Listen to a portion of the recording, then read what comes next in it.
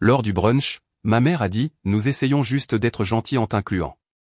Ne crois pas que tu comptes. Mon oncle a ri. Mon père n'a rien dit. J'ai pris une gorgée de café, j'ai hoché la tête, et je suis parti en silence. 2 semaines plus tard, le chalet qu'ils aimaient tous, vendu. Puis j'ai fermé la ligne de crédit partagée de la famille, bloqué leur carte d'abonnement, et j'ai attendu. Je m'appelle Camille, j'ai 32 ans et je gère les finances de ma famille, malgré la façon dont ils me traitent. Je viens de ce qui ressemble à la famille française parfaite sur le papier. Mes parents Sylvie et Philippe Dubois ont bâti leur fortune dans le développement immobilier. Nous vivions dans une vaste maison coloniale en Normandie, prenions des vacances de luxe 2 fois par an et ne nous sommes jamais inquiétés de l'argent. Mais sous l'extérieur soigné, notre dynamique familiale était loin d'être parfaite. Dès mon plus jeune âge, j'ai montré des aptitudes pour les chiffres, tandis que mes frères et sœurs ont suivi mes parents dans des carrières plus flashy. Mon frère Antoine est devenu chirurgien, ma sœur Florence, avocate d'affaires. J'ai poursuivi une carrière dans la finance.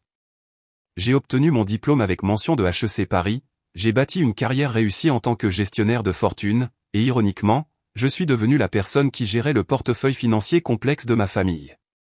Le chalet a été le premier achat majeur que j'ai fait avec l'héritage de grand-mère Marguerite, elle a été la seule qui me voyait vraiment, me laissant une somme substantielle avec des instructions spécifiques pour que je l'utilise afin de créer quelque chose de significatif.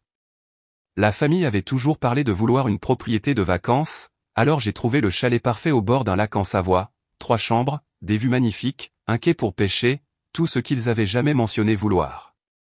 Je l'ai mis uniquement à mon nom pour des raisons de responsabilité, bien que tout le monde l'utilisait librement.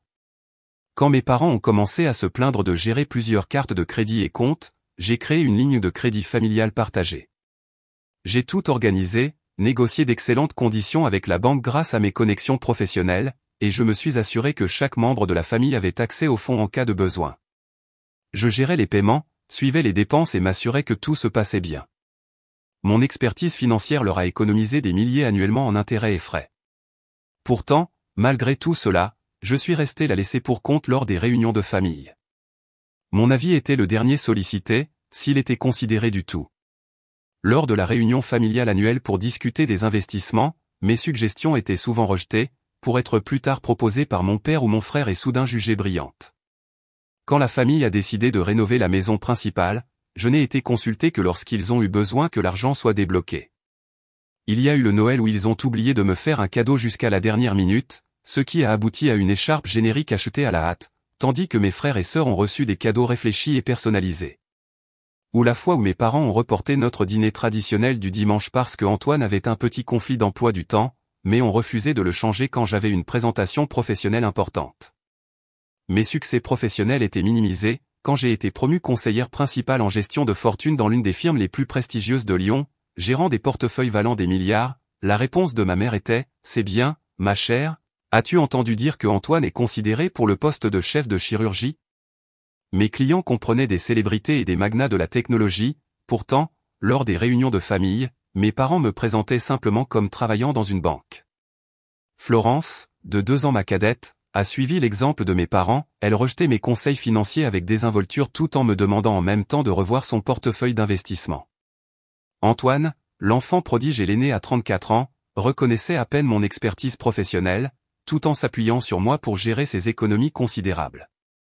Même ma cousine Chloé, 26 ans, qui vivait dans la maison d'amis sans loyer grâce aux arrangements que j'avais faits, se joignait au dénigrement subtil. Seule ma tante Isabelle me défendait occasionnellement, ayant vécu un traitement similaire en tant qu'étrangère à la famille qui s'était mariée dedans. Mais même elle restait silencieuse pendant les pires épisodes, peu disposée à vraiment défier l'autorité de ma mère dans les affaires familiales. J'ai tout essayé pour gagner leur respect. J'organisais des dîners élaborés dans mon condo du centre-ville, seulement pour qu'ils critiquent mon choix de vin. Je proposais des ateliers financiers pour la famille, créant des stratégies d'investissement personnalisées qui ont considérablement augmenté leur fortune, seulement pour qu'ils attribuent le succès aux conditions du marché. J'achetais des cadeaux attentionnés, planifiais des célébrations surprises, et me pliais en 4 pour s'adapter à leurs horaires. Rien ne marchait. Je suis resté l'utilitaire de la famille, utile quand on en avait besoin, invisible sinon. La comptable de la famille, le distributeur automatique pratique et la blague occasionnelle. Chaque rejet m'érodait, mais je m'accrochais à l'espoir qu'un jour il reconnaîtrait ma valeur. Cet espoir, aussi fragile soit-il, me soutenait à travers des années de cruauté subtile, jusqu'à ce que ce brunch du dimanche change tout.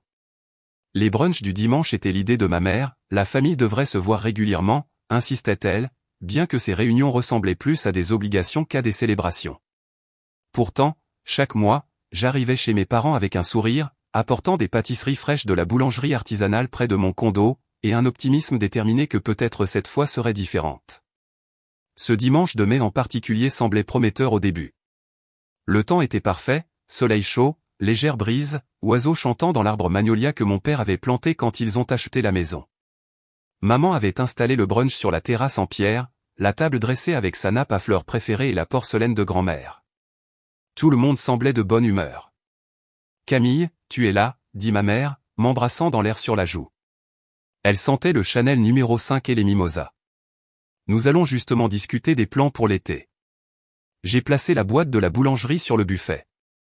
J'ai apporté ces croissants aux amandes que tout le monde aime.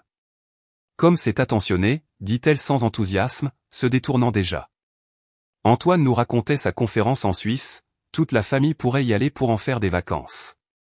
J'ai pris ma place habituelle entre mon oncle Laurent et ma cousine Chloé, me versant du café de la carafe en argent.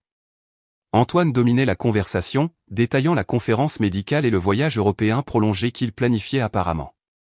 Nous pourrions rester une semaine à Genève, puis peut-être nous aventurer vers les lacs italiens, dit ma mère avec enthousiasme. Philippe, nous pourrions revisiter ce charmant village que nous avons découvert lors de notre lune de miel. J'ai siroté mon café, écoutant pendant qu'ils esquissaient des vacances familiales élaborées. Personne ne regardait dans ma direction ou ne demandait mes disponibilités. J'ai doucement éclairci ma gorge. Ça a l'air merveilleux, quand est la conférence en août? Je devrais vérifier mon calendrier. La table est devenue silencieuse. Les sourcils parfaitement dessinés de ma mère se sont légèrement arqués. « Oh, Camille, dit-elle avec un petit rire, nous n'y avions pas vraiment pensé. Eh bien, c'est avant tout un voyage familial. » J'ai senti mes joues rougir. « Je suis de la famille, dis-je doucement. » Mon oncle Laurent a reniflé dans son mimosa. Florence est soudainement devenue très intéressée par le fait de beurrer sa tartine. Antoine semblait embarrassé mais ne dit rien. « Bien sûr, tu le es techniquement, » continua ma mère, sa voix prenant ce ton particulier qu'elle utilisait pour expliquer des choses évidentes aux enfants. Mais ce voyage est vraiment centré sur l'accomplissement de Antoine. De plus, nous utiliserons le jet familial et l'espace est limité. Le jet familial que j'avais recommandé de louer, le jet dont j'avais arrangé le financement. Je vois, dis-je en gardant ma voix égale. Je pensais que, puisque je gère les comptes familiaux qui financent ces voyages, je pourrais être incluse dans la planification. Le sourire de ma mère s'est crispé. Elle a posé sa serviette à côté de son assiette avec une attention délibérée, un signe d'avertissement que j'avais appris à reconnaître depuis l'enfance. Camille, soyons honnêtes ici, nous essayons juste d'être gentils en t'incluant dans ces brunchs et quelques vacances occasionnelles, ne crois pas que tu comptes pour la prise de décision réelle dans cette famille. Les mots ont frappé comme des coups physiques, chaque syllabe précise et tranchante. J'ai senti mon estomac se serrer et une sensation de froid se répandre dans ma poitrine. Autour de la table, diverses réactions se déroulaient. Oncle Laurent a ri ouvertement. Florence a eu la décence d'avoir l'air mal à l'aise mais est restée silencieuse. Mon père a étudié son assiette avec un intérêt soudain, refusant de croiser mon regard ou de me défendre. Sylvie, c'est un peu dur, murmura Isabelle, mais sans conviction. Antoine s'est éclairci la gorge. Maman, allons, quoi, dit ma mère sur la défensive. Nous savons tous que Camille est juste meilleure avec les chiffres, elle n'est pas exactement la plus amusante de la famille, je suis simplement honnête. Je suis resté parfaitement immobile, des années de pratique m'aidant à maintenir une expression neutre tout en m'effondrant intérieurement. Le brunch a continué autour de moi, la conversation passant aux locations de vacances au lac de Caume, comme si la démolition désinvolte de ma place dans la famille n'avait été rien de plus qu'un petit accroc conversationnel. J'ai tendu la main vers ma tasse de café d'une main ferme, prenant une petite gorgée du liquide maintenant tiède. Je l'ai soigneusement remise sur sa soucoupe, plié ma serviette et me suis levé de la table. Je viens de me souvenir d'un rendez-vous, dis-je à personne en particulier. Profitez de votre brunch. Personne n'a protesté contre mon départ. Mon père a fait un signe de la main distrait sans lever les yeux. Ma mère montrait déjà à Florence des photos de villas italiennes sur son téléphone. Le trajet en voiture jusqu'à mon condo du centre-ville était flou. D'une manière ou d'une autre, j'ai navigué les 20 minutes en pilote automatique, la radio jouant doucement en arrière-plan, mes mains agrippant le volant si fort que mes jointures sont devenues blanches. Ce n'est qu'après avoir fermé la porte de mon appartement derrière moi que j'ai finalement craqué. Je me suis effondré sur le sol, le dos contre la porte, et j'ai laissé les larmes venir. Pas des larmes délicates et féminines que ma mère pourrait approuver, mais des sanglots laids et secouant tout le corps, qui me laissaient haletante. Mon chalouna s'est approché prudemment, sentant que quelque chose n'allait pas, et s'est blotti contre mon flanc. Ils ne veulent pas de moi, lui ai-je murmuré, caressant sa douce fourrure, ils n'ont jamais voulu de moi. La vérité que j'avais fui pendant des années pesait lourdement sur ma poitrine. La famille que j'avais désespérément essayé de satisfaire me voyait comme rien de plus qu'une ressource pratique. Mon expertise était précieuse, moi non. Mes services étaient essentiels, ma présence était tolérable. J'étais la calculatrice de la famille, utile mais jetable, appréciée pour sa fonction plutôt que pour son essence. Tandis que la lumière changeait sur le sol de mon salon, je suis resté là, vidant des années de blessures et de déceptions refoulées. Quand les larmes se sont finalement apaisées, je me sentais vidé mais en quelque sorte plus légère. La clarté douloureuse des mots de ma mère avait balayé les dernières de mes illusions. Quelque chose avait fondamentalement changé en moi. J'en avais fini d'essayer de gagner un amour qui ne serait jamais donné librement. Le lendemain matin, j'ai appelé pour dire que j'étais malade pour la première fois en 3 ans. J'avais besoin d'espace pour penser clairement, loin des exigences des clients et des collègues. J'ai fait du café, me suis installé à ma table à manger avec Luna roulée en boule sur mes genoux, et j'ai ouvert mon ordinateur portable. D'abord, j'ai examiné mes comptes personnels et mes investissements, séparément des finances familiales que je gérais. J'avais toujours été conservatrice avec mon propre argent, construisant un pécule substantiel qui pourrait me soutenir confortablement pendant des années si nécessaires. L'indépendance financière avait été ma couverture de sécurité dans une famille qui me faisait me sentir perpétuellement peu sûr de moi. Puis j'ai sorti les documents légaux pour le chalet familial. Je l'avais acheté il y a 5 ans avec mon héritage, et bien que tout le monde l'utilisait comme une propriété commune, l'acte de propriété ne listait que mon nom. J'avais payé tous les impôts, les frais d'entretien et l'assurance depuis mes comptes personnels. Légalement, il était à moi seul. Ensuite vint la ligne de crédit partagée. Je l'avais établi sous mon compte principal avec les membres de la famille comme utilisateurs autorisés. La responsabilité légale et la responsabilité reposaient uniquement sur moi, bien que j'ai fidèlement utilisé des fonds familiaux pour couvrir les paiements. J'ai téléchargé les relevés de l'année passée, notant comment chaque membre de la famille utilisait son accès. Antoine facturait fréquemment des restaurants chers et des vêtements de créateurs. Florence l'utilisait principalement pour les paiements de sa BMW et les soins au spa. Mes parents facturaient tout, des courses à leur vaste collection de vins, en passant par les articles ménagers. J'ai créé une feuille de calcul détaillant chaque service financier que je fournissais à la famille, gérant leur portefeuille d'investissement valant des millions, déclarant leurs déclarations d'impôts complexes, négociant leurs polices d'assurance, gérant la gestion immobilière de leurs diverses propriétés, et me coordonnant avec leurs notaires. Des services qui leur coûteraient des centaines de milliers annuellement s'ils embauchaient des professionnels. À l'heure du déjeuner, le tableau était parfaitement clair. Ma famille ne bénéficiait pas seulement de mon expertise, elle en dépendait. Leur style de vie confortable, leur sécurité financière, même leurs précieuses vacances européennes, tout reposait sur ma gestion minutieuse. L'ironie était stupéfiante, ils me rejetaient tout en ayant simultanément plus besoin de moi qu'ils ne le réalisaient. J'ai fait une pause pour appeler mon amie Claire, avocate d'affaires. Je l'avais rencontrée à l'INSEAD. Nous sommes restés proches au fil des ans, et elle était l'une des rares personnes qui comprenaient ma dynamique familiale. Ils ont dit quoi ? S'exclama-t-elle après que j'ai raconté l'incident du brunch. Camille, c'est au-delà de l'irrespect, c'est de l'abus émotionnel. Je sais, dis-je doucement, je leur cherche des excuses depuis des années. Alors, qu'est-ce que tu vas faire ? J'ai hésité, puis j'ai exprimé la pensée qui se formait depuis le matin. Je pense à me séparer financièrement complètement. Bien, dit-elle fermement, il était temps. Qu'est-ce que je peux faire pour aider ? Peux-tu réutiliser certains documents pour moi ? Je veux m'assurer que je procède légalement. Envoie-les, et Camille, tu mérites mieux que ça, tu l'as toujours mérité. Après notre appel, j'ai rédigé un plan détaillé. D'abord, je contacterai un agent immobilier pour vendre le chalet. Deuxièmement, je fermerai la ligne de crédit partagé, après avoir transféré toutes les dépenses commerciales familiales légitimes vers les comptes personnels de mes parents. Troisièmement, je transférerai la gestion du portefeuille d'investissement familial à mon collègue Étienne, avec une période de transition d'1 mois pendant laquelle je documenterai tout. Les services d'abonnement étaient une autre affaire. Au fil des ans, j'avais utilisé mes cartes pour simplifier les paiements familiaux pour tout, des services de streaming aux abonnements de club de vin, en passant par la salle de sport de Antoine et le service de livraison de repas de Florence. Tout devrait être annulé ou transféré. J'ai passé l'après-midi à passer des appels et à envoyer des emails, mettant mon plan en marche. Chaque étape était méthodique, professionnelle et complètement légale.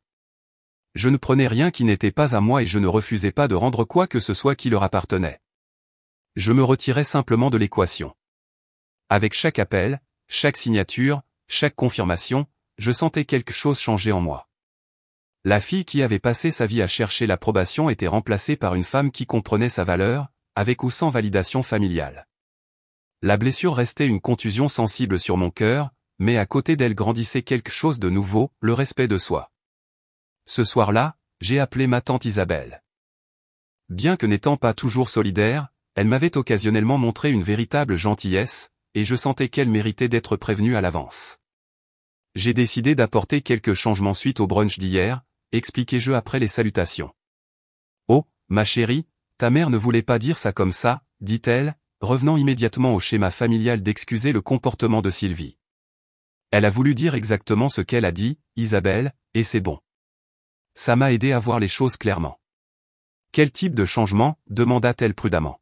« Je me désengage financièrement de la famille. Vous ne serez pas directement affecté, mais vous pourriez en entendre parler par d'autres. Je voulais que tu comprennes que ce n'est pas fait par méchanceté. » Il y eut une longue pause avant qu'elle ne parle à nouveau, sa voix plus douce. « Je comprends plus que tu ne le crois, Camille, fais ce que tu as à faire. » Alors que je me préparais à me coucher ce soir-là, j'ai senti les premières lueurs de doute. Est-ce que je réagissais de manière excessive? Cela endommagerait irrémédiablement ma relation avec ma famille. Mais ensuite je me suis souvenu des mots de ma mère, du rire de mon oncle, du silence de mon père. Le schéma ne changerait jamais à moins que je ne le change d'abord. J'ai mis mon téléphone en mode ne pas déranger, me suis blotti avec Luna, et pour la première fois depuis des années, j'ai dormi profondément et sans rêve. La décision était prise, le plan était en marche, il n'y avait plus de retour en arrière possible. Le marché immobilier en Savoie était étonnamment actif pour un mois de mai. Mon agent Aline a appelé avec des nouvelles intéressantes juste 3 jours après la mise en vente du chalet. J'ai plusieurs parties intéressées, dit-elle. Un couple est particulièrement motivé. Ils offrent 15 000 au-dessus du prix demandé pour une vente rapide au comptant. J'étais assise à mon bureau, regardant la ligne d'horizon de Lyon. Ils comprennent que la propriété est vendue en l'état, entièrement meublée. Oui, c'est justement ce qui les attire, ils veulent une maison de vacances clé en main qu'ils peuvent commencer à utiliser immédiatement. Le chalet que ma famille considérait comme le sien appartiendrait à des inconnus d'ici quelques semaines. L'endroit où nous avions passé des Thanksgiving et des week-ends d'été, où Antoine avait appris à son fils à pêcher, où mon père prétendait faire sa meilleure réflexion. J'ai ressenti un pincement de culpabilité momentané, rapidement suivi par le souvenir de la voix dédaigneuse de ma mère, « Ne crois pas que tu comptes. » « Acceptons l'offre, dis-je fermement. Dans quel délai pouvons-nous finaliser? 2 semaines si tout se passe bien. Parfait, envoyez les documents. Après avoir raccroché, je suis allé à ma cuisine et me suis versé un verre de vin. C'était vraiment en train de se produire. Le premier domino tombait. Une partie de moi s'attendait à se sentir victorieuse, mais au lieu de cela, j'ai ressenti un mélange complexe de tristesse et de soulagement. Je ne prenais pas plaisir à blesser ma famille, je refusais simplement de me laisser blesser par elle plus longtemps. Le lendemain, j'ai rendu visite à ma banque pour m'occuper de la ligne de crédit partagée. Le conseiller bancaire personnel, Nicolas, travaillait avec moi depuis des années et m'a accueilli chaleureusement. « Que puis-je faire pour vous aujourd'hui, mademoiselle Dubois? » « Je dois fermer la ligne de crédit familial partagée, dis-je en glissant les informations du compte. Ses sourcils se sont légèrement levés.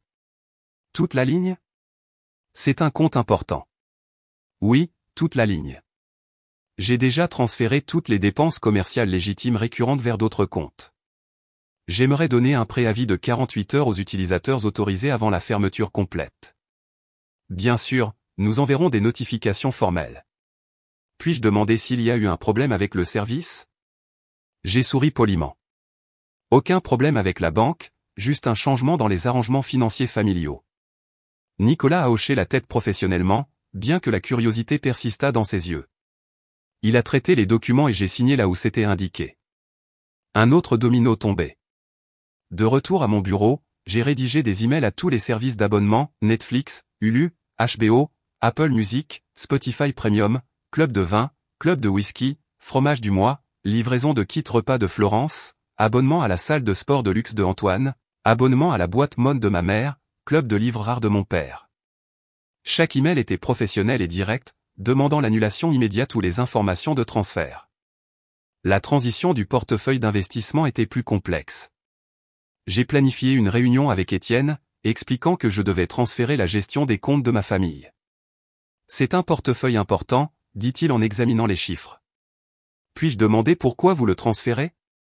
Ces comptes ont extrêmement bien performé sous votre gestion. Raison personnelle, dis-je simplement. Mais j'aiderai à la transition. J'ai préparé une documentation détaillée de toutes les positions, stratégies et préférences familiales. Étienne, toujours le professionnel, a hoché la tête. J'en prendrai bien soin. Continuerez-vous à gérer vos investissements personnels par notre intermédiaire? Absolument. Ce changement n'affecte que les comptes familiaux. J'ai passé la journée suivante à créer des résumés financiers complets pour chaque membre de la famille, détaillant exactement ce que j'avais géré pour eux, quels changements étaient apportés et quelles actions ils devraient entreprendre à l'avenir. J'étais plus généreuse que nécessaire, mais je voulais être absolument irréprochable. Il ne s'agissait pas de les laisser en détresse financière, il s'agissait de me retirer de l'équation. Pendant que je travaillais, des notifications ont commencé à apparaître sur mon téléphone, les services d'abonnement confirmant les annulations, la banque vérifiant que le processus de fermeture de la ligne de crédit avait commencé, l'agent immobilier envoyant l'acceptation signée de l'offre pour le chalet. Avec chaque notification, la réalité de ce que je faisais devenait plus concrète. Après des années à être la gestionnaire financière familiale fiable et accommodante, j'établissais des limites. C'était terrifiant et libérateur en égale mesure. Ce soir-là, en préparant le dîner, j'ai reçu le premier texte confus de Florence. Salut, quelque chose d'étrange est arrivé avec ma livraison de repas, ils disent que la méthode de paiement est invalide. Je n'ai pas répondu immédiatement. Ce n'était que le début. Le lendemain matin a apporté les documents de clôture pour la vente du chalet. J'ai examiné chaque page attentivement avant de signer, me souvenant du jour où je l'avais acheté, à quel point j'avais été excité de surprendre la famille avec un endroit qui pourrait nous réunir, à quel point j'avais été naïve. Alors que je signais la dernière page transférant la propriété au jeune couple qui en était tombé amoureux sans l'avoir vu, j'ai senti un poids se soulever. La propriété qui avait symbolisé ma tentative désespérée d'acheter l'approbation familiale n'était plus la mienne. Le produit de la vente serait transféré sur mon compte personnel dans les jours qui suivent. À la fin de la semaine, la majeure partie de mon plan avait été exécutée. Le chalet était vendu, la ligne de crédit était fermée, les services d'abonnement étaient annulés, la transition du portefeuille d'investissement était en cours. J'avais tout fait de manière méthodique et légale, documentant chaque étape pour me protéger des accusations potentielles. Je n'avais pas encore eu de nouvelles directes de mes parents ou de Antoine, bien que Florence ait envoyé plusieurs textes de plus en plus irrités concernant divers abonnements. Je savais que ce n'était qu'une question de temps avant que le plein d'impact ne les frappe.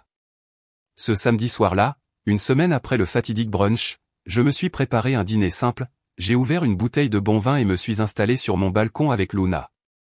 La soirée de printemps était douce, les lumières de la ville de Lyon commençaient à scintiller à la tombée de la nuit. Je me sentais étrangement paisible malgré le fait de savoir que la tempête était sur le point d'éclater. Comme sur un signal, mon téléphone s'est illuminé d'une notification, puis d'une autre, et encore une autre.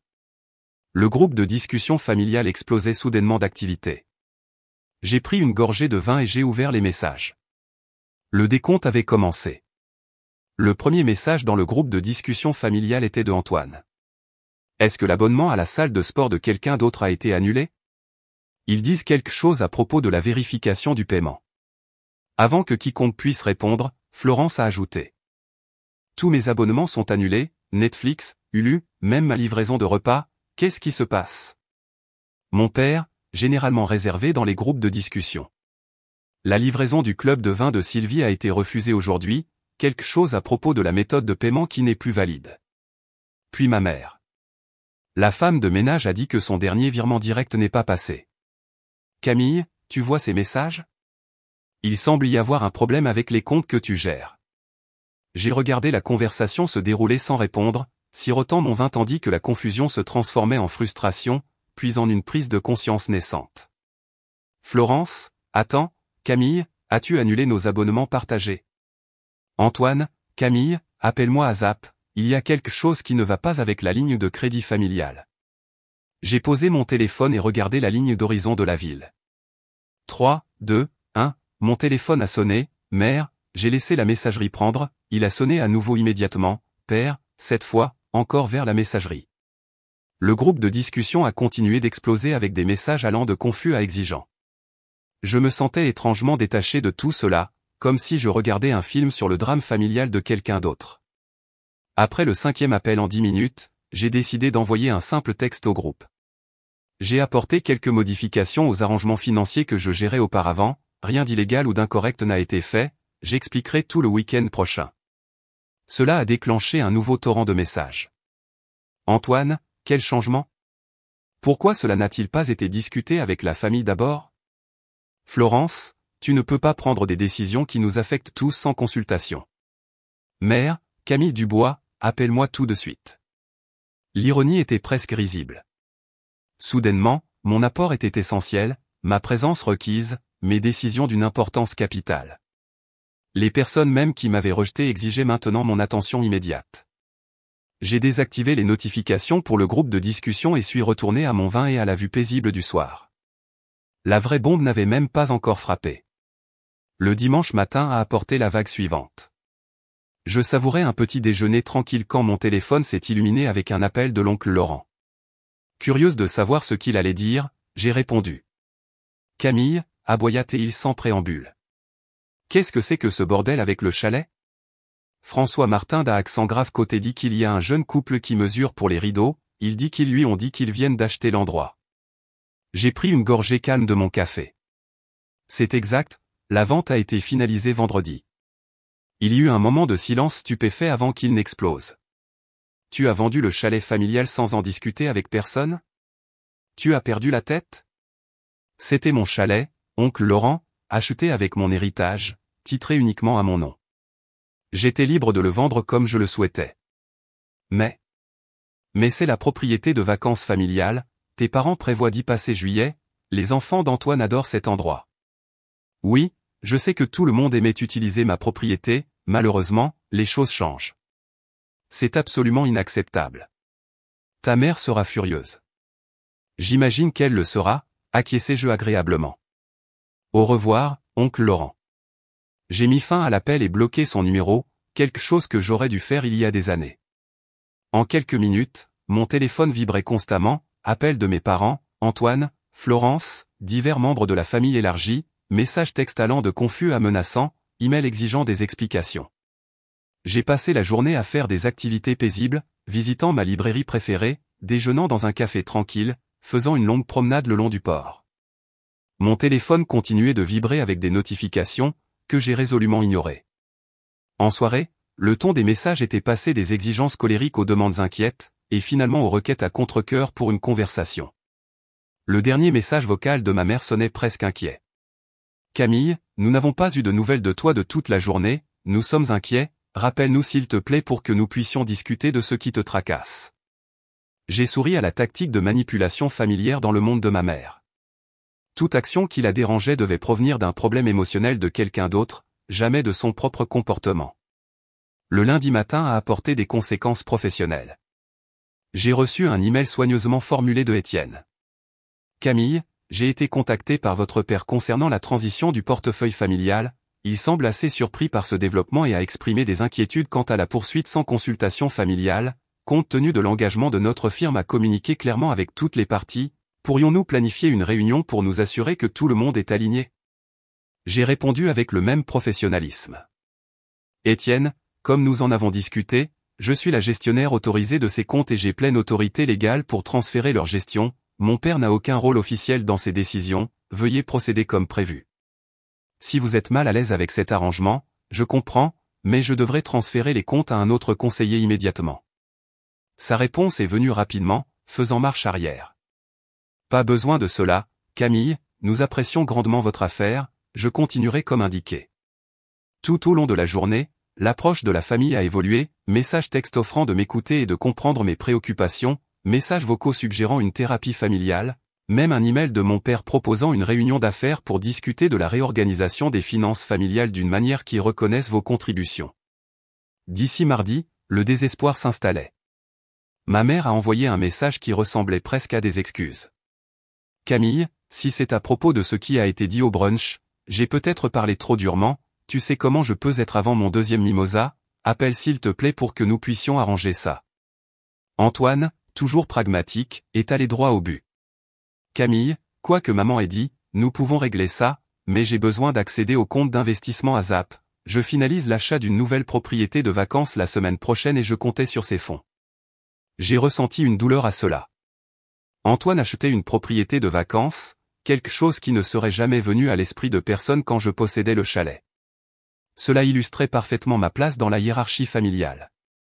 La vraie crise a frappé le mercredi soir, quand mon père a appelé d'un numéro inconnu, auquel j'ai répondu sans le reconnaître. Camille, dit-il, sa voix inhabituellement agitée. Les cartes de crédit familial sont refusées partout, ta mère était aux Galeries Lafayette et a dû laisser ses achats derrière elle. Ça a assez duré. J'ai fermé la ligne de crédit partagée, confirma le jeu calmement. Puisque j'étais la titulaire principale du compte, c'était mon droit. Mais pourquoi? Quelle raison possible peux-tu avoir de perturber toute la famille de cette façon? J'ai pris une profonde respiration. Te souviens-tu du brunch de dimanche, papa, quand maman a dit qu'ils essayaient juste d'être gentils en m'incluant et que je ne devrais pas croire que je compte? Te souviens-tu de ce que tu as dit pour me défendre? Il y eut un long silence. Rien, continuai-je, tu n'as rien dit. Tu n'as jamais rien dit quand elle me rejette, alors maintenant je me retire de l'équation. Plus de gestion financière, plus de chalets, plus de dépenses partagées que je suis et organise tout en étant traité comme une laissée pour compte. Camille, tu réagis de manière excessive, ta mère parle parfois sans réfléchir. Mais il ne s'agit pas d'un seul commentaire, il s'agit d'une vie entière où j'ai été valorisé pour ce que je fournis plutôt que pour qui je suis. J'en ai assez. Nous devons en discuter en famille. Nous le ferons, dimanche à midi, à mon condo, j'enverrai les invitations par calendrier. Sur ce, j'ai mis fin à l'appel. Cette nuit-là, alors que je me préparais à me coucher, mon téléphone s'est illuminé avec un dernier message, c'était de tante Isabelle. J'ai tout entendu. Pour ce que ça vaut, je pense que tu es incroyablement courageuse. Quoi qu'il arrive dimanche, souviens-toi que défendre tes droits n'est jamais mal. J'ai souri, reconnaissante pour la petite validation, et j'ai éteint mon téléphone. La scène était prête pour la confrontation de dimanche.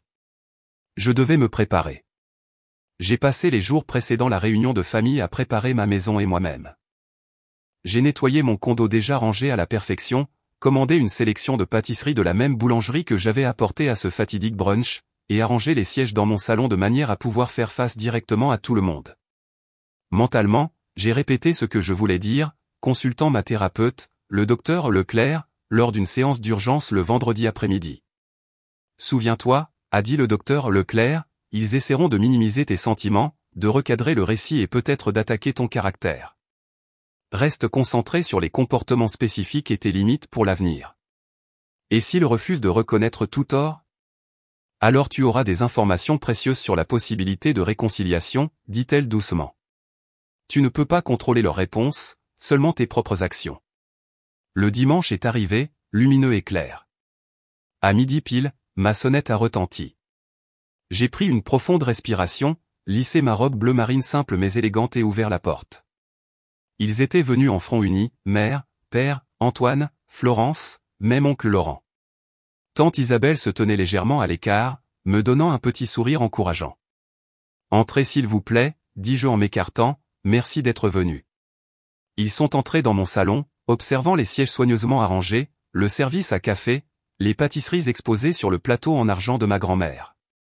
Un rappel délibéré de ma connexion à l'héritage familial. Eh bien, dit ma mère, regardant autour d'elle avec un dédain à peine dissimulé, tu t'es certainement donné du mal. Je crois que cette conversation mérite toute notre attention, répondis-je calmement, faisant signe vers les sièges. Installez-vous confortablement s'il vous plaît. Ils se sont installés sur mon canapé modulaire tandis que je prenais le fauteuil en face, créant un point focal naturel. J'ai remarqué qu'ils s'asseyaient dans leur configuration familiale habituelle, parents au centre, Antoine à côté de papa, Florence à côté de maman, oncle Laurent à la périphérie. Mon père s'est éclairci la gorge, planifiant clairement de prendre les choses en main comme il le faisait toujours lors des réunions de famille. Camille, nous sommes ici pour discuter des actions préoccupantes que tu as entreprises récemment, vente de propriété, fermeture de compte, annulation de services. Avant d'en arriver là, interrompis-je calmement, je veux aborder pourquoi ces actions étaient nécessaires. Ma mère soupira dramatiquement. Si c'est à propos de ce que j'ai dit au brunch, je t'ai déjà dit que j'ai parlé trop hâtivement. Il ne s'agit pas d'un seul commentaire, dis-je, faisant écho à ce que j'avais dit à mon père au téléphone. Il s'agit d'un schéma de comportement qui existe depuis toute ma vie. Quel schéma ? Demanda Antoine, semblant sincèrement confus. Tu as toujours été incluse dans les événements familiaux. Incluse, oui, valorisée, non. J'ai regardé chacun d'eux. J'ai passé des années à gérer les finances familiales, créant des systèmes qui économisent du temps et de l'argent à tout le monde, gérant des portefeuilles complexes et des stratégies fiscales qui coûteraient des centaines de milliers à externaliser. Et pourtant, lorsque des décisions importantes sont prises, comme la planification d'un voyage familial en Europe, je suis une laissée pour compte. Ce n'est pas juste, protesta Florence, le voyage en Suisse était centré sur la conférence d'Antoine.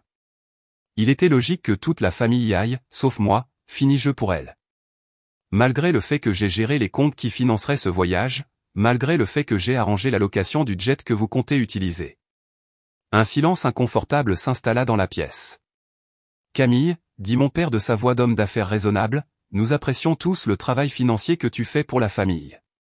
Peut-être ne l'avons-nous pas exprimé adéquatement. Il ne s'agit pas d'appréciation, papa, il s'agit de respect, d'être traité comme un membre égal de cette famille, pas seulement la gestionnaire d'argent pratique.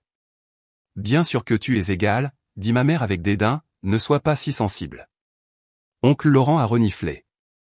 Égal ? Sylvie, tu lui as littéralement dit qu'elle ne compte pas au brunch de dimanche dernier. Tous les regards se tournèrent vers lui avec surprise. Même lui semblait surpris par ses propres mots.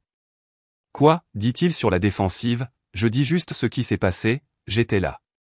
Le visage de ma mère rougit. Je n'ai pas dit qu'elle ne compte pas, j'ai dit. Tu as dit que vous essayez juste d'être gentil en m'incluant et que je ne devrais pas croire que je compte pour la prise de décision dans cette famille, finis-je doucement. Oncle Laurent a ri, papa n'a rien dit, Antoine semblait mal à l'aise mais est resté silencieux, Florence a étudié ses ongles. Tu as omis le contexte, insista ma mère, nous discutions d'un voyage spécifique. Le contexte, c'est toute ma vie, mère, interrompis-je. Le contexte, c'est d'être valorisé pour ce que je fournis plutôt que pour qui je suis. Le contexte, c'est de voir Antoine et Florence recevoir de la reconnaissance et de l'inclusion tandis que je suis traité comme une laissée pour compte. Le contexte, c'est papa ne me défendant jamais une seule fois quand tu me rejettes. Mon père se déplaça inconfortablement. Camille, la dynamique familiale est complexe. Elles le sont certainement, acquiesçai-je, c'est pourquoi j'ai simplifié la mienne. Le chalet était légalement à moi et je l'ai vendu. La ligne de crédit était à mon nom et je l'ai fermée. Les abonnements étaient sur mes cartes et je les ai annulés. Le portefeuille d'investissement que j'ai géré pendant des années est transféré à un autre conseiller. Mais pourquoi, demanda Florence, pourquoi punir tout le monde pour un commentaire ? Je ne punis personne, j'établis des limites. Je ne suis plus disposé à fournir des services financiers à des gens qui ne me respectent pas. Il s'agit d'argent, demanda Antoine incrédule. Tu tiens les finances familiales en otage parce que tes sentiments ont été blessés ? Je le regardai fixement. Non, Antoine, il s'agit de reconnaître que je mérite un respect élémentaire, quelque chose que cette famille n'a cessé de me refuser. Alors, qu'est-ce que tu veux ? Demanda mon père pragmatiquement. Des excuses ? Plus de reconnaissance de tes contributions ? Que faudra-t-il pour rétablir les arrangements précédents ? La question a tellement révélé, pas comment pouvons-nous réparer notre relation avec toi, mais comment pouvons-nous récupérer les services financiers que tu fournissais ?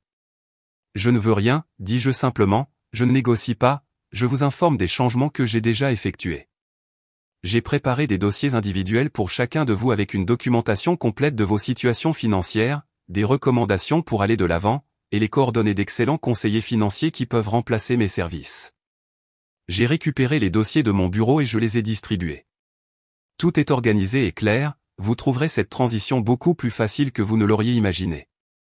Ma mère laissa son dossier non ouvert sur la table basse. C'est ridicule. Nous sommes une famille. Les familles ne comptent pas les points ou ne se facturent pas l'aide.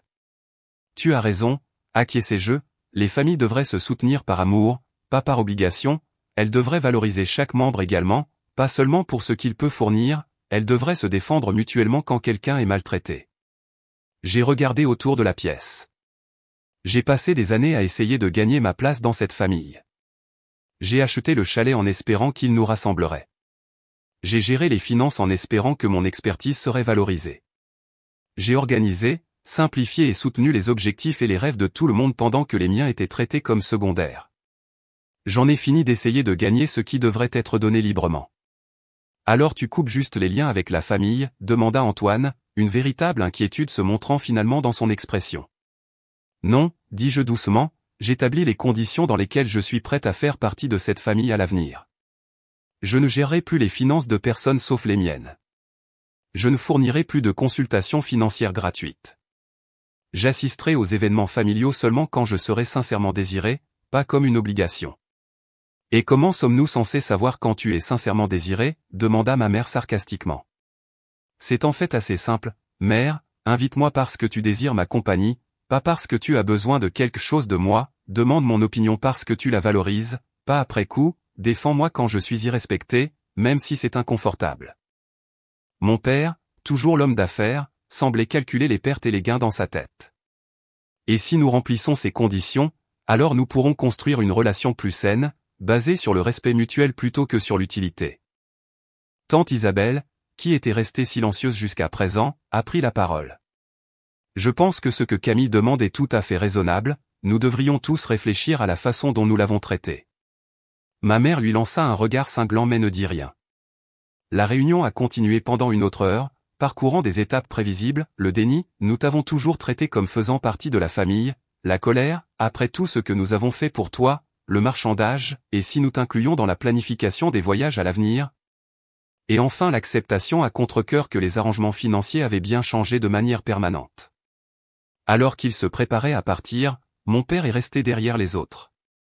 J'aurais dû parler, dit-il doucement, au brunch et bien des fois avant, je suis désolé, Camille. C'était le premier moment sincère de toute la confrontation, et il m'a prise au dépourvu. Merci, papa, je ne sais pas si les choses peuvent redevenir comme avant. Elles ne le peuvent pas, interrompis-je doucement, mais peut-être qu'elles peuvent être meilleures qu'elles ne l'étaient. Il a hoché la tête pensif et a rejoint les autres attendant près de l'ascenseur. En fermant ma porte, je me suis senti épuisé mais étrangement paisible. Pour la première fois de ma vie d'adulte, je m'étais défendu sans reculer, sans accepter de demi-mesure, sans compromettre ma valeur pour l'approbation familiale. Quoi qu'il arrive ensuite, cette victoire m'appartenait à moi seul. Les semaines suivant la confrontation familiale ont apporté un schéma de réaction prévisible.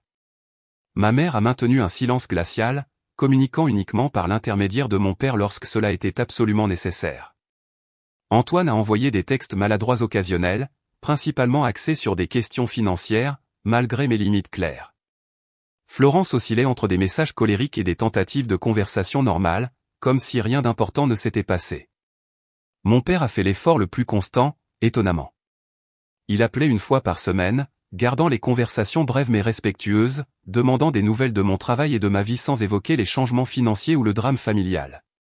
Ces appels étaient forcés au début, mais ont progressivement développé un rythme confortable. Nous parlions de livres que nous avions lus, d'événements actuels, même de souvenirs de mon enfance que j'avais presque oubliés. Des sorties de pêche que nous avions faites, rien que nous deux. Des projets scientifiques pour lesquels il m'avait aidé tard dans la nuit. Je pensais à ce modèle de système solaire que nous avons construit quand tu étais en 4e année, dit-il pendant un appel. Tu étais si déterminé à obtenir les proportions exactement justes, tu es resté debout jusqu'à minuit à tout calculer précisément. Tu m'as aidé, lui rappelai-je, tu aurais pu juste me dire d'aller au lit, mais tu es resté là à m'aider à mesurer, couper et peindre. Tu as toujours eu l'esprit des chiffres, dit-il avec ce qui ressemblait à une fierté sincère, même à l'époque. Ces petits moments n'ont pas effacé des années où je suis resté là pendant que ma mère me rabaissait, mais ils offraient un aperçu de ce qui pourrait être possible avec du temps et des efforts des deux côtés. Les finances familiales se sont réorganisées sans mon implication. Mon père a embauché une firme de gestion de fortune à des frais considérables. Florence s'est plainte des frais dans un texte, oubliant apparemment que j'avais fourni ces mêmes services gratuitement. Antoine a engagé son propre conseiller financier, m'envoyant un message à contre-cœur reconnaissant qu'il n'avait pas réalisé tout le travail qu'impliquaient toutes ces choses. 2 mois après notre confrontation, tante Isabelle m'a invité à déjeuner dans son restaurant préféré. Tu as causé pas mal de chamboulements, dit-elle alors que nous nous installions à notre table. Sylvie est toujours furieuse à propos du chalet. J'imagine qu'elle l'est, répondis-je en ouvrant mon menu. Philippe est différent cependant, continua-t-elle, plus pensive, je l'ai entendu dire à Laurent qu'il avait échoué en tant que père, ce n'est pas quelque chose que j'aurais jamais attendu d'entendre de ton père. J'ai levé les yeux surprise, il a dit ça? Isabelle a hoché la tête, la dynamique familiale est en train de changer, Camille, lentement, mais elle change, le fait que tu te sois défendu a forcé tout le monde à examiner des schémas qu'ils tenaient pour acquis depuis des décennies. J'ai réfléchi à cela pendant que nous commandions nos repas. Je ne l'ai pas fait pour les changer, je l'ai fait pour me protéger. Je sais que c'est pourquoi ça marche. Elle a tendu la main par-dessus la table et m'a serré la main. J'aurais dû te défendre davantage au fil des années, je suis désolé de ne pas l'avoir fait. Tu étais toi-même dans une position difficile, reconnus-je, maman ne rendait jamais les choses faciles à quiconque se mariait dans la famille. Nous avons passé le reste du déjeuner à prendre des nouvelles de la vie de ses enfants, de mon travail, et du club de lecture auquel nous nous étions toutes les deux jointes. C'était naturel et chaleureux, d'une manière que les interactions familiales avaient rarement eu auparavant. Au fil des mois, je me suis trouvé à construire un autre type de vie. Sans les exigences constantes de gérer les finances familiales, j'avais le temps d'explorer des intérêts que j'avais négligés. J'ai pris un cours de poterie, rejoint un groupe de randonnée, et fait du bénévolat dans un programme d'éducation financière pour les communautés défavorisées. J'ai développé des amitiés plus profondes, ne cancelant plus les plans pour gérer les urgences financières familiales. Mon amitié avec Claire s'est renforcée, alors que nous nous rencontrions chaque semaine pour dîner ou prendre un verre. Je me suis rapproché de mon collègue Étienne en dehors du travail, découvrant des intérêts communs pour le jazz et l'art contemporain.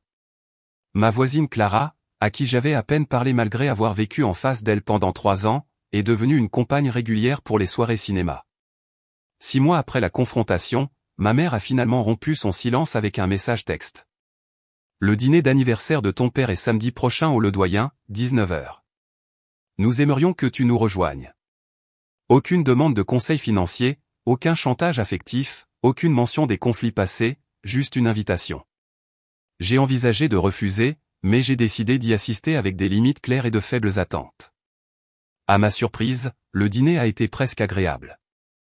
Ma mère est restée un peu distante, mais a fait des efforts visibles pour m'inclure dans les conversations.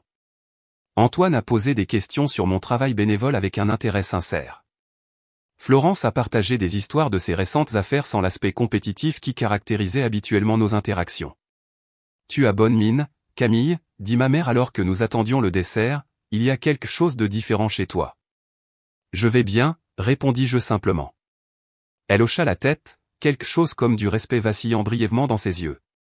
Le vrai test est venu 3 mois plus tard, lorsque Manon, la femme d'Antoine, a donné naissance à leur deuxième enfant, une fille qu'ils ont nommée Léa. La famille s'est rassemblée à l'hôpital pour accueillir le nouveau membre. Alors que je tenais ma petite nièce, Antoine me regarda avec un sérieux inattendu. Manon et moi espérions que tu pourrais envisager d'être la marraine de Léa. Je l'ai regardée surprise. Vraiment? Vraiment? Manon a confirmé depuis son lit d'hôpital. Tu es la personne la plus responsable et compatissante que nous connaissons, Camille. Nous voulons que Léa t'ait comme guide dans sa vie. La demande semblait significative, non pas à cause d'une implication financière, mais parce qu'elle reconnaissait des qualités en moi au-delà de mon utilité pour la famille. Elle reconnaissait mon caractère, mes valeurs, ma capacité d'amour. Je serais honoré, dis-je, regardant le nourrisson endormi. Près d'1 an après ce fatidique brunch, j'ai organisé un dîner dans mon condo. Autour de ma table étaient assis Claire, Étienne et son mari Marc, Clara, et à la surprise de beaucoup, tante Isabelle et mon père. Ma mère avait refusé l'invitation, certains changements prennent plus de temps que d'autres. Mais son absence n'a pas diminué la chaleur de la soirée. Tandis que nous savourions le dessert et le café, mon père a levé son verre pour un toast. À Camille, dit-il, qui a eu le courage d'apprendre de nouveaux tours à un vieil homme. Plus tard, alors que les invités partaient, il est resté derrière. Je suis fier de toi, dit-il doucement, pas pour ton succès ou ton sens financier, bien qu'impressionnant. Je suis fier de ta force, de ton intégrité, de ta volonté d'exiger le respect que tu mérites. J'aurais dû te le donner librement il y a longtemps. Ce n'était pas une fin de conte de fées. Ma mère et moi avons maintenu une relation prudente et limitée. Antoine retombait parfois dans de vieux schémas. Florence faisait encore occasionnellement des commentaires compétitifs. Mais quelque chose de fondamental avait changé, pas seulement dans la façon dont il me traitait, mais dans la façon dont je me permettais d'être traité. Le chalet avait disparu, mais à sa place grandissait quelque chose de plus précieux, le respect de soi et des connexions authentiques basées sur l'appréciation mutuelle plutôt que sur l'obligation ou l'utilité. J'avais enfin appris que la famille, la vraie famille, n'est pas définie par le sang ou les lignes de crédit partagées, mais par le respect, le soutien et l'amour donné librement. Parfois, la chose la plus courageuse que nous puissions faire est simplement de nous éloigner de la table où le respect n'est pas servi. Parfois, l'héritage le plus précieux n'est pas l'argent ou la propriété, mais le courage de dire je compte, non pour ce que je fournis, mais pour qui je suis. Si vous avez déjà eu des difficultés avec des membres de votre famille qui vous sous-estiment, rappelez-vous qu'établir des limites n'est pas égoïste, c'est nécessaire. Avez-vous déjà dû vous opposer à votre famille pour votre propre bien-être? Partagez votre expérience dans les commentaires ci-dessous. Et si cette histoire a résonné en vous, veuillez cliquer sur le bouton j'aime et vous abonner pour plus d'histoires sur la recherche de force dans des relations difficiles. Merci d'avoir écouté mon parcours, et rappelez-vous que vous comptez exactement tel que vous êtes.